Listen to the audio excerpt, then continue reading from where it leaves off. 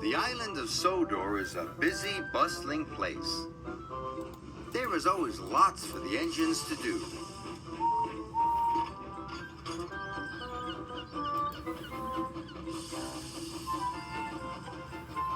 One morning, Thomas was shunting freight cars in the yard when Sir Topham Hatt came to see him.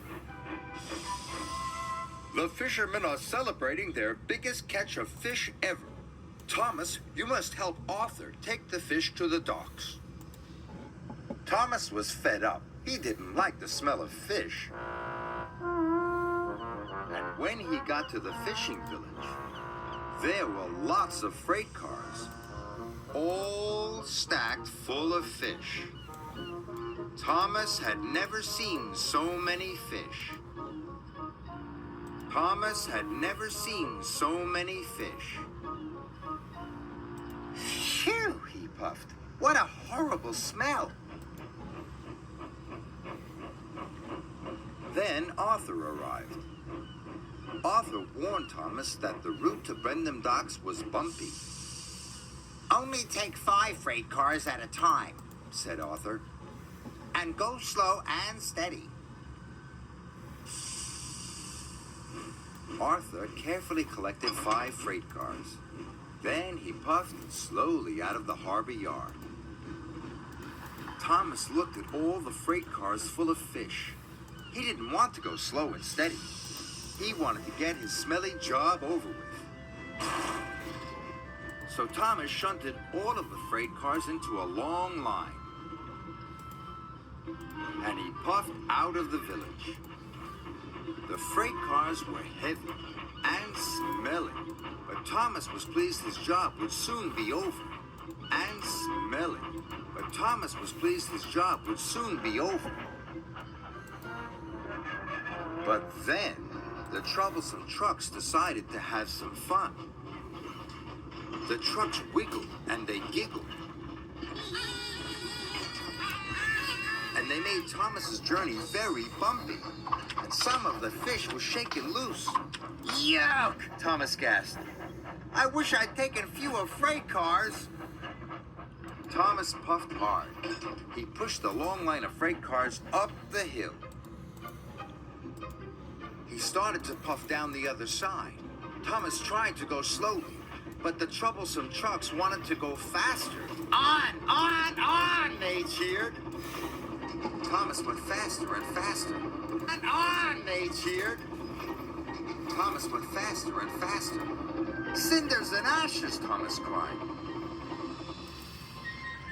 Salty was at the bottom of the hill. He was waiting for a signal. He didn't know Thomas was coming down the hill. Thomas was out of control. Thomas braked as hard as he could. But the freight cars of fish were too heavy.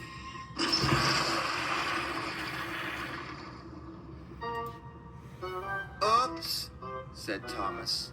Sorry. Salty was covered in fish. Never mind me, Artie, said Salty. The smell reminds me of the sea. Thomas's driver telephoned for help. And soon Harvey was clearing the tracks. Thomas wondered what Sir Topham Hatt would say. He found out soon enough. You have caused... He found out soon enough. You have caused confusion and delay, said Sir Topham Hatt. You must learn to be more safe. Yes, sir. Sorry, sir, Thomas puffed sadly.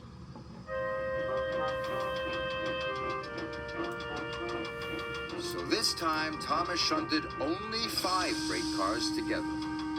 He took a deep breath, and he chuffed away.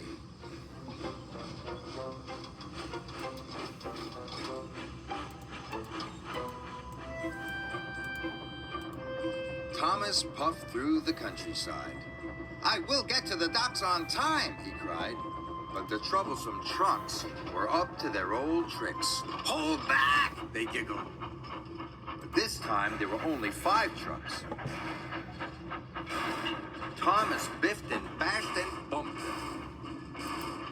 And the trucks weren't troublesome anymore.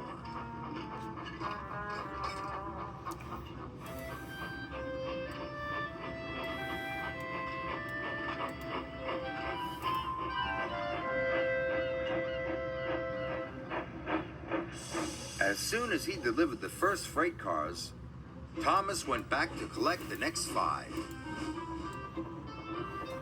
His coupling smelled of kippers, and his cabin smelled of cod. But he was working so hard, he forgot all about the smell.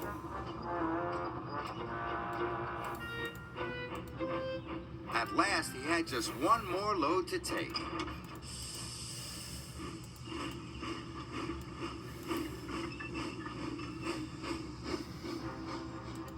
But it was nearly time for the ship to leave. Thomas raced as fast as he could. His axles ached and his buffers were bashed, but he got to the docks just in time.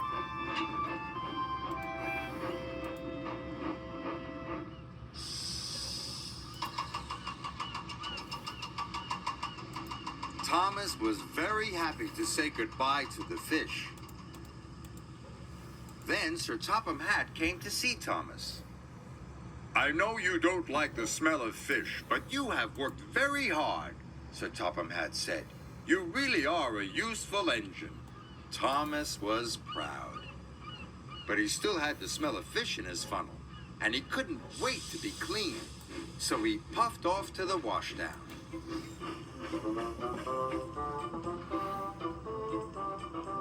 Arthur and Salty were already there. Getting clean is lovely, puffed Arthur. "Best part of the day," said Salty. "Especially when you smell of fish," said Thomas.